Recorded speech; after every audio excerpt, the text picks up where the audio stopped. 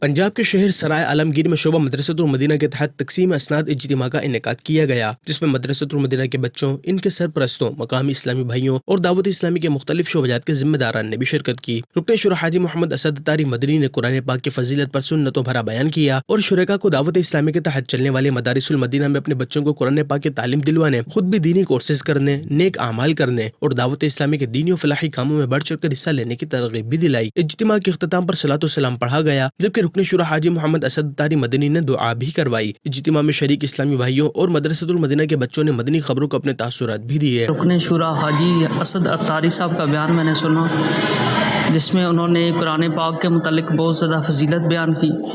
ایسا بیان اپنی زندگی میں پہلے میں نے کبھی نہیں سنا۔ ادھر بہت اچھی درس و تدریس ہوتی ہے اور ہم سب مطمئن ہیں، اور ہماری دعا ہے کہ اللہ تعالیٰ اس دعوت اسلامی کو ہمیشہ کے لیے چلتا رکھے اور اس میں برکتیں ڈالے۔ It was a memorable event today which I attended, in which he just spread the importance regarding reading Holy Quran. He gave the references from Sahaba Kiram. Dawat Islami is an Islamic organization based in Pakistan. It has several Islamic educational institutions around the world. In Madrasat al-Madina, children are taught how to read the Quran in Arabic as well as foundational Islamic studies. اجتماع کے اختتام پر رکن شورا نے شرکاء کو ماہ رمضان شریف میں خوب عبادت کرنے اور دعوت اسلامی کے تحت ایک ماہ اور آخری عشرے کا اعتکاف کرنے کی ترغیب بھی دلائی۔